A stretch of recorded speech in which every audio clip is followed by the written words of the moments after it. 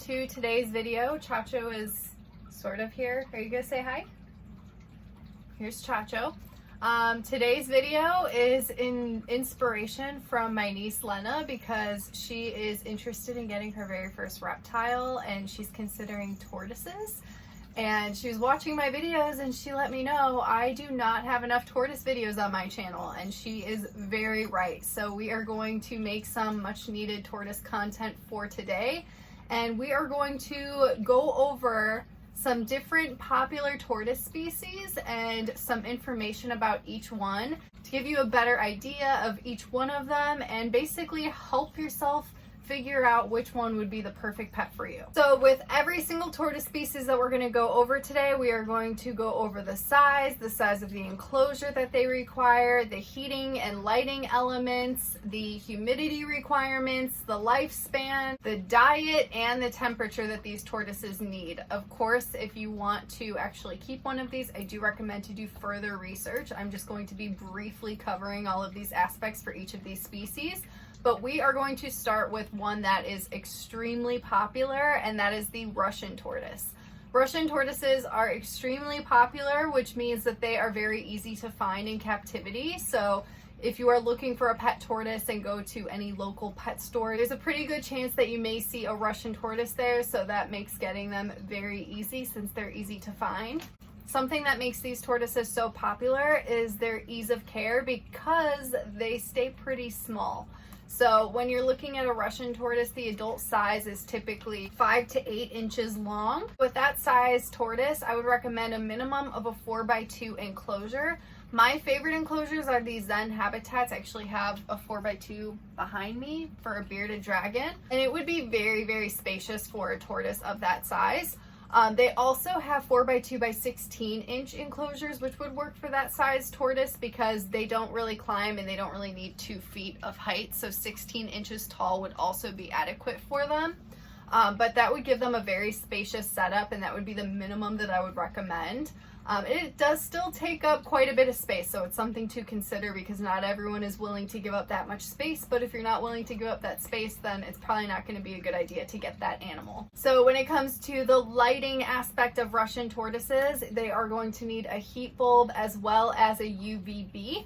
Very important that you have both. It's going to be recommended for every single tortoise species that I'm bringing up, so I'm just going to keep running through it just so that way you're aware, because you don't want to miss that. It's just very important. So another aspect of Russian tortoises that make them so easy to care for is the fact that they do not need a high humidity. So these tortoises need a range of 40 to 75%.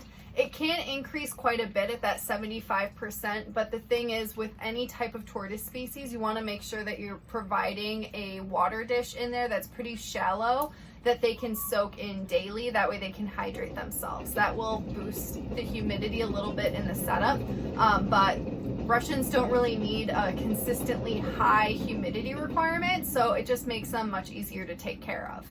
As for temperatures, they do need a hot spot of 90 to 100 degrees, which you can achieve pretty easily with a heat bulb that I already said you're going to need, as well as UVB. UVB doesn't create the heat, but it does give them the UVB rays that they do need in order to properly be healthy and have good shell growth and all of that good stuff. So very, very important. Next thing we're going to talk about with Russian tortoises are their diets. So Russian tortoises are like a grassland species. They do need a lot of fiber. They do eat hay. They do eat greens, dark leafy greens that you can get at the store, like collard greens, mustard greens, turnip greens, dandelion greens. All of those greens are so great for them, for all tortoises. I'm just going to keep running through that with all of the species. They also eat vegetables and fruits. And then they do make pellet diets for them as well. You do want to get the grassland species for them.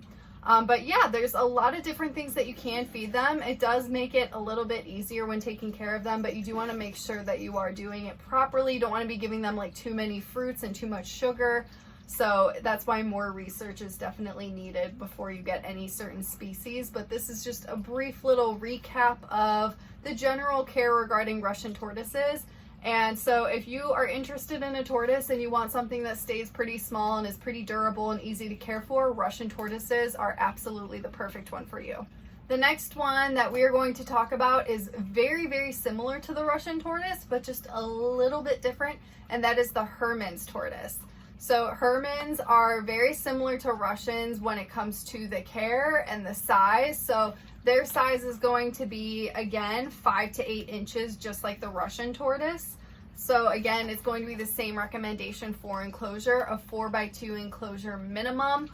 You could go with wood or PVC, by the way. PVC is better if you're going to be using a heat pad. I typically recommend to use a heat bulb as well as UVB for tortoises. I wouldn't recommend using heat pads for them because it's just not as natural. It replicates the sunlight and all of that. So you want to make it as close to their habitat in the wild as it would be in your home in captivity. So something that makes it a little bit different with Hermans tortoises is that the humidity is a little bit higher, especially if you are getting a baby. So the babies actually need 80% humidity, which is very high and can be a little bit challenging for people that are new to keeping reptiles.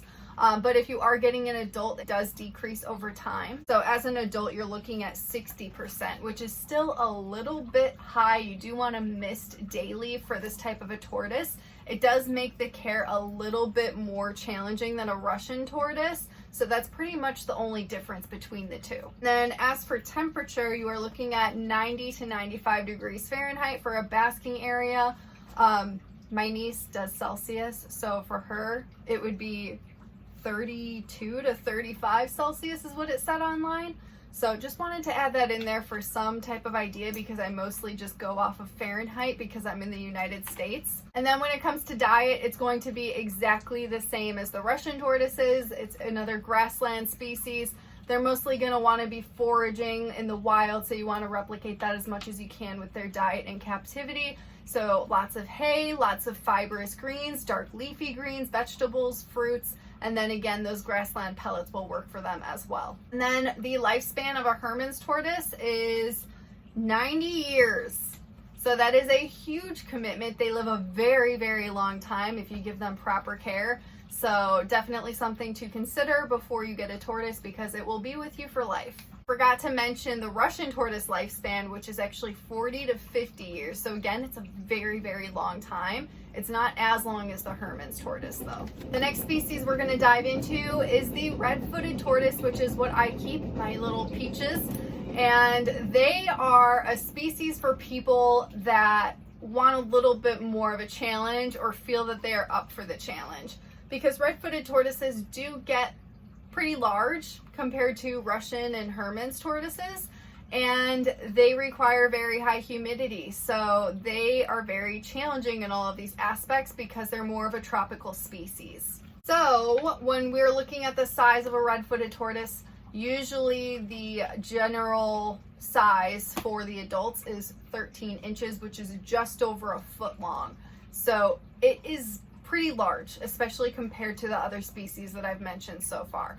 So when you're looking at a tortoise of that size, I don't have that size yet because Peaches is still growing.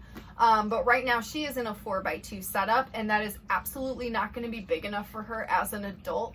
So as a minimum, I would recommend an 8x2 enclosure, which is 8 feet long and 2 feet deep at a minimum for an adult. The larger the better with any tortoise, especially a tortoise that gets to be so large. If you can keep them outdoors for seasonal times or whatever, that is fantastic. But yeah, because they are just a little bit larger, they're going to require more space, and it definitely makes them a little bit more challenging. They're also going to need a heat bulb as well as UVB. Very important for these guys. And that humidity needs to be around 70 to 80% for these guys. They require very high humidity. So it's just kind of a difficult thing to deal with because if it's overly humid, the environment can have bacteria, can cause fungus on the shell, and those are things that you don't want to deal with. So it's a matter of making sure that the substrate is moist but aired out enough and enough ventilation to still have it be a healthy environment. And then of course you want a good area for your tortoise to be able to soak in, just like any other tortoise species. They all need that to hydrate themselves. As for the red-footed tortoise diet, they are a tropical species, unlike the grassland species that I've been speaking about. So they do not require eating hay whatsoever. They're going to be eating those dark leafy greens just like everyone else. The vegetables, they have more of a fruit requirement in their diet. They do need a little bit of protein as well.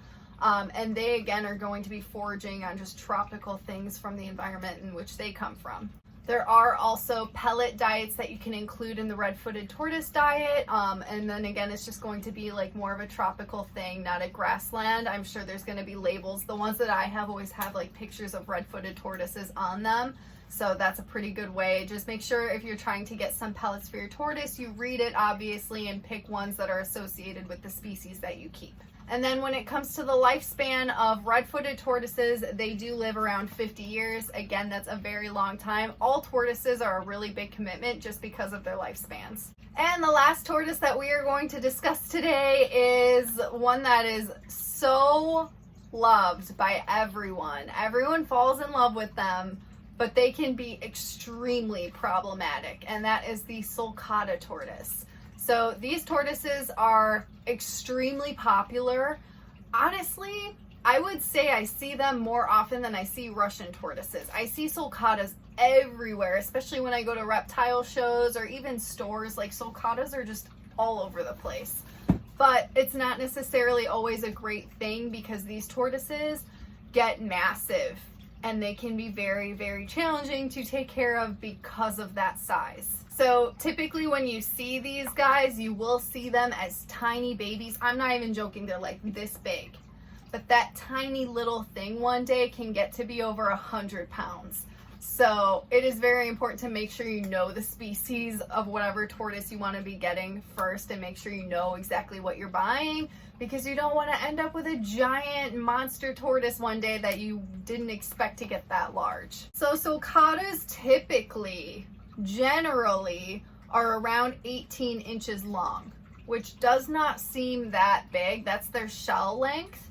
But they're typically known to be around 2 to 3 feet.